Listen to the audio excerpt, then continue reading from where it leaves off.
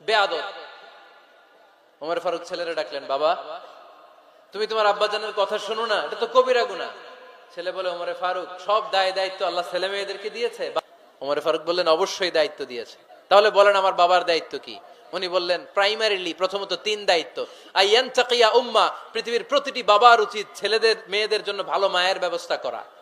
2 নম্বরে আইয়ুহসিনা ইসমা, সুন্দর তার একটা নাম রেখে দেয়া। 3 নাম্বার ইউআল্লিমাহুল কিতাব, তার আল্লাহর কিতাব শিক্ষা দেওয়া। এবার ছেলেকে আমার আব্বা 3টার একটাও করে নাই।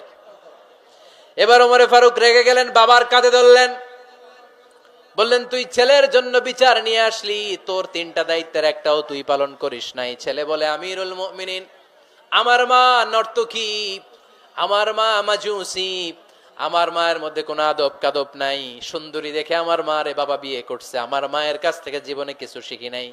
2 নাম্বার সাম্মানি খানফাসা, আমার বাবা আমার নাম রেখেছে চামচিকা।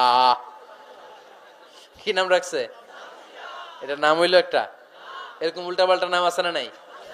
না, এগুলো রাখবেন না। আব্দুল্লাহ রাখবেন, আব্দুর রহমান রাখবেন, আর একটা কি বলছি আজকে,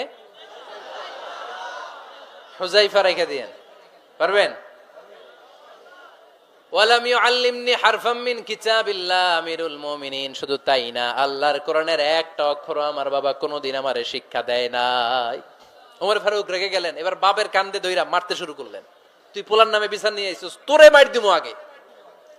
এরকম নেতার দরকার আছে না নাই?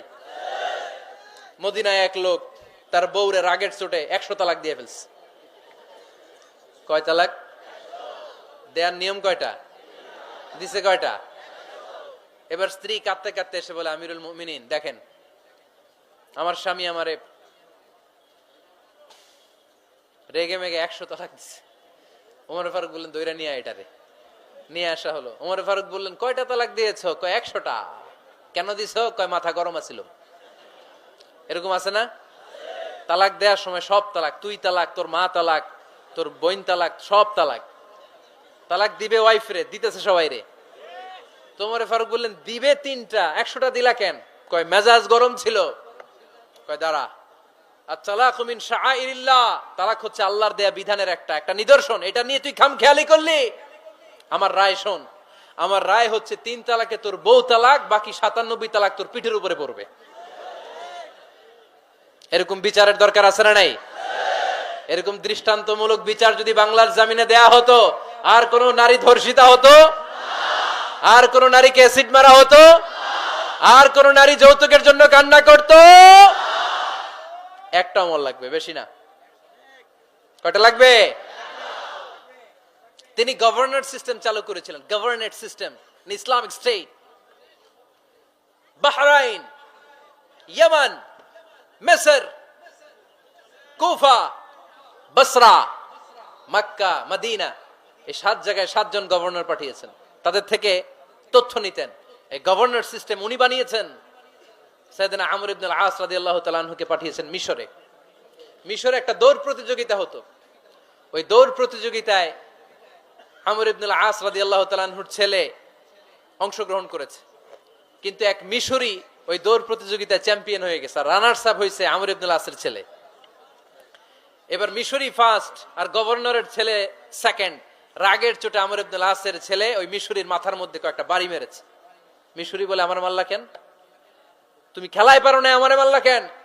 কয়, আনা ইবনুল আকরামিন, আমি গভর্নরের পোলা, আমি যা বলবো এটাই হবে, আমার উপরে কথা নাই। মিশরি ওইখানে আর ঝগড়া বাঁধায় নাই, মনে দুঃখ নিয়ে মদিনায় চলে আসলেন। এসে বললেন, আমিরুল মুমিনিন, আপনি আমর ইবনুল আস রাদিয়াল্লাহু তাআলা আনহুকে মিশরের গভর্নর বানিয়ে পাঠিয়েছেন। একটা প্রতিযোগিতায় আমি চ্যাম্পিয়ন হয়েছি, ওনার ছেলে হয়েছে রানার আপ। কেন সে চ্যাম্পিয়ন হতে পারে নাই? এই কারণে আমার মাথায় লাঠি দিয়ে 3টা বাড়ি মেরেছে। বিচারটা দিছে কার দরবারে? কথা বুঝেন নাই বোধহয়? ওমর ফারুকের দরবার। ওমর ফারুক বললেন, তাই আগামী বছরের অমুক তারিখ আমি সব গভর্নরদেরকে ডেকে হিসাব নেই, তো ওই দিন তুই থাকবি, পারবি না? মিশরে বলে, পারবো মানে অবশ্যই পারবো। ওই দিন 7 রাজ্য থেকে 7 গভর্নর হাজির, গভর্নরদের ছেলেরাও হাজির, মিশরীয় হাজির। 7 গভর্নরের কাছ থেকে 7 এলাকার খোঁজ খবর নেয়ার পরে ওমরে ফারুক বললেন আইনাল মিসরি, মিশরি লোকটা কই, এদিকে আয়। মিশরি সামনে আসার পরে বলল, আমর ইবনুল আস তুমি মিশরের গভর্নর, তোমার ছেলে সহ তুমি আসো। আমর ইবনুল আস এসে সামনে বসে রইলেন। এবার বললেন, ও আমর ইবনুল আসের ছেলে, তুমি নাকি ইবনুল আকরামিন গভর্নরের ছেলে, তুমি যা বলবা মিশরে নাকি তাই হবে, তোমার নাকি অনেক দাপট। নিজে একটা লাঠি এনে মিশরীর হাতে দিয়ে বলল, এবার তোর মাথায় যতটা মারছে তুই ততটা গুনে গুনে মার, আমি দেখবো।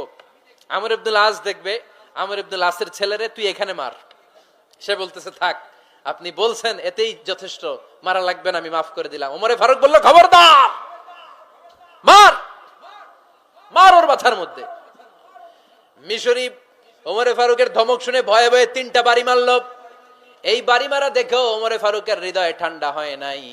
লজ্জায় আমর ইবনুল আস, বয়স হয়ে গিয়েছে সাহাবা, মাথা তখন টাক, মাথায় চুল নাই, লজ্জায় মাথাটা হেট হয়ে মাথাটা নিচু করে রেখেছে।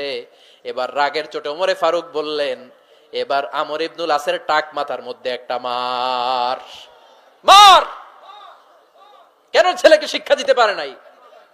ইয়া আমর ইবনুল আস, মাতা জাআলতুমুন নাস আবিদা, তোমরা কখন মিশরীদেরকে নিজেদের দাস বানায় নিলা? ওয়াকাদ ওয়ালাদাতুহুম উম্মুহুম আহরারা, আর ওদের মায়েরা তো ওদেরকে স্বাধীন সন্তান হিসেবে প্রসব করেছে।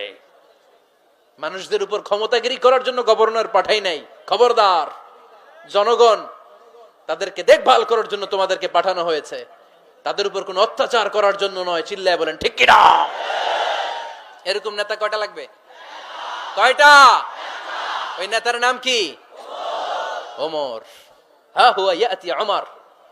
22 জায়গায় বিশ্বনবী কয় একটা, ওমরে ফারুক বলে আর একটা। আল্লাহ বলে, বিশ্বনবী আপনার পক্ষে আমি আয়াত নাজিল করতে পারলাম না, আমি ওমরের পক্ষে নাজিল করে দিলাম। বিশ্বনবী বলতেন, ইন্নালি কুল্লি উম্মাতিন মুহাদ্দাস, সব উম্মতের মধ্যে, সব নবীদের উম্মতের মধ্য থেকে একজন করে আল্লাহ তাকে মুহাদ্দিস বানাতো। মুহাদ্দিস না, মুহাদ্দাস। মুহাদ্দাস মানে এমন লোক যিনি যা ভাবতো ওই ভাবনাটাই আল্লাহ আয়াত হিসেবে নাজিল করে দিতেন। বিশ্বনবী বললেন, আমার উম্মতের মধ্যে মুহাদ্দাস হচ্ছে সাইয়েদনা ওমর।